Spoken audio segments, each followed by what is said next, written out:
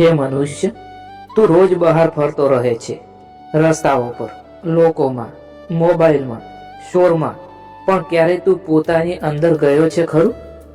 ક્યારે તું થોડી ક્ષણ માટે અટક્યો છે અને પોતાની જાતને પૂછ્યું છે કે હું સાચે કેમ છું?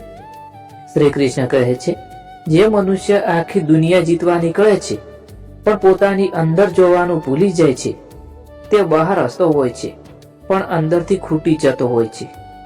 માનવ જીવનનું સૌથી મોટું દુઃખ બહાર નથી મિત્રો, દુઃખ તો ઘણી વખત અંદર જ વસેલું હોય છે.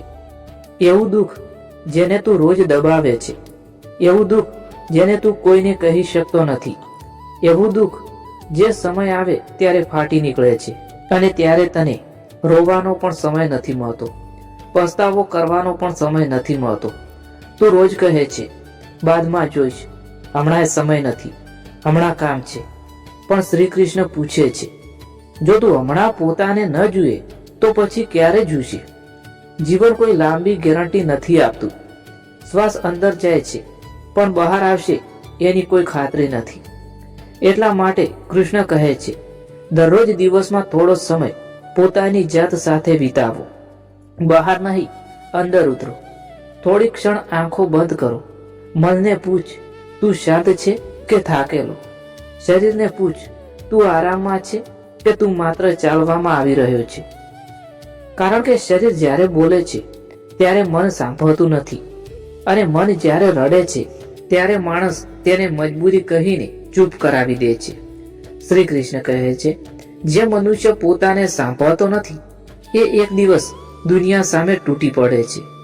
તું રોજ મજબૂત બનવાનો પ્રયાસ કરે છે પણ તું ભૂલી ગયો છે કે મજબૂતીનો અર્થ લાગણીઓ મરવી નથી.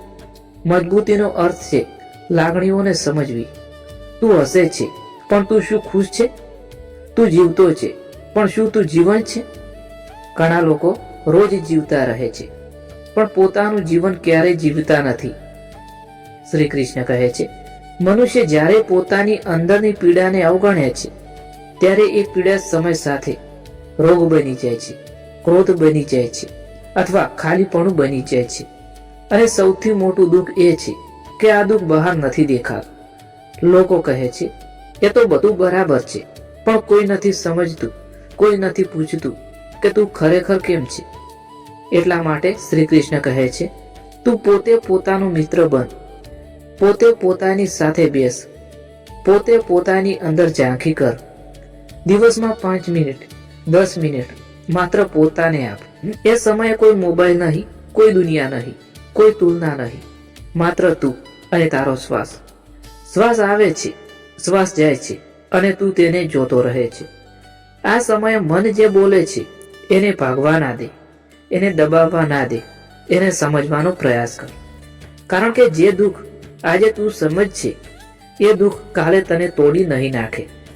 શ્રી કૃષ્ણ કહે છે, સમય રહેતા જે પોતાની અંદર ઉતર્યો તે જીવનમાં ક્યારેય સંપૂર્ણ તૂટી પડતો નથી. જીવનમાં યુદ્ધ તો બધાને કરવું પડે છે, પણ જે માણસ પોતાની અંદર શાંત છે એ બહારના યુદ્ધમાં પણ સ્થિર રહે છે.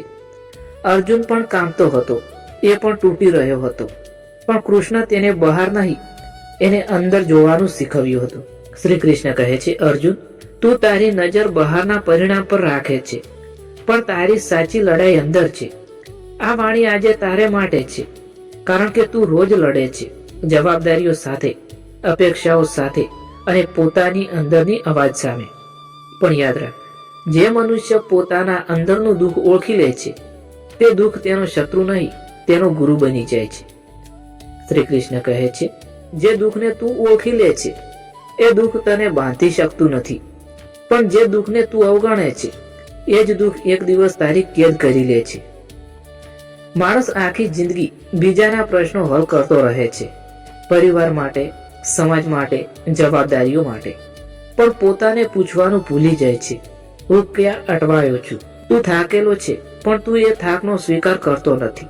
તું દુઃખી છે પણ તું એ નબળાઈને સ્વીકાર કરતો નથી.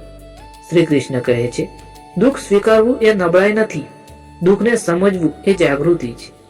દરેક માણસના અંદર એક અણકહેલું દુઃખ હોય છે, એક અધૂરી વાત હોય છે, એક દબાયેલું રડવું હોય છે.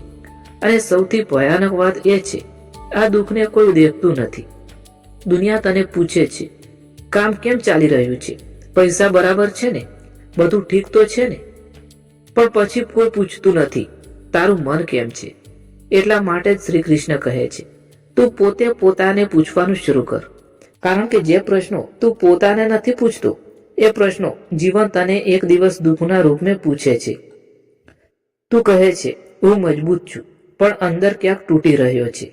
અને યાદ રાખ, માણસ ત્યારે તૂટતો નથી જ્યારે તે રડે છે. માણસ ત્યારે તૂટે છે જ્યારે તે રડવા છતાં ચૂપ રહે છે. શ્રી કૃષ્ણ કહે છે, આંસુ આંખમાંથી ન નીકળે એ દુઃખ નથી, આંસુ દિલમાં જે સુકાઈ જાય એ સૌથી મોટું દુઃખ છે. એટલા માટે હું તને કહું છું, દિવસમાં થોડી ક્ષણ એકાંતમાં બેસ. કોઈ ભગવાનને માનવા માટે નહીં, કોઈ માંગ કરવા માટે નહીં, માત્ર પોતાને સાંભળવા માટે. આ સમયે તું કોઈ નાટક ન કર, મજબૂત દેખાવાનો પ્રયત્ન ન કર. જે છે એ જ સ્વીકારી લે. જો મન કહે હું થાક્યો છું તો એને ખોટું ન કહેજે. જો મન કહે હું એકલો છું તો એને દબાવી ન દેતા. કારણ કે મન જ્યારે સાચું બોલે છે ત્યારે જ ઉપચાર શરૂ થાય છે. શ્રી કૃષ્ણ કહે છે, જે મનુષ્ય પોતાની અંદરની વાતોને સાંભળવાનું શીખી જાય છે તેને બહારની દુનિયા ઓછી ઈજા કરે છે. દુનિયા તને બદલી નહીં શકે જો તું અંદરથી સ્થિર છે, પણ જો તું અંદરથી તૂટી ગયો છે તો નાની વાત પણ તને હલાવી દેશે. એટલા માટે શ્રી કૃષ્ણ કહે છે, પહેલા અંદરથી મજબૂત બન. મજબૂતીનો અર્થ કઠોર બનવું નથી. મજબૂતીનો અર્થ છે જાગૃત બનવું, સજાગ બનવું. પોતાના વિચારો પ્રત્યે, પોતાની લાગણીઓ પ્રત્યે, પોતાની મર્યાદાઓ પ્રત્યે સજાગ બનવું. તું બધું કરી શકે એવો નથી અને એ સ્વીકારવું પણ એક શાંતિ છે. શ્રી કૃષ્ણ કહે છે, જે માણસ પોતાની મર્યાદા ઓળખી લે છે તે અહંકારથી મુક્ત થવા લાગે છે.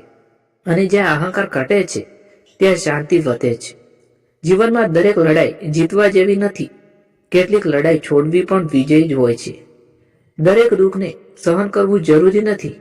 કેટલાક દુઃખોને સમજીને છોડવા પડે છે. શ્રી કૃષ્ણ કહે છે, જે છોડતા શીખે છે એ જ સાચે જ જીવતા શીખે છે.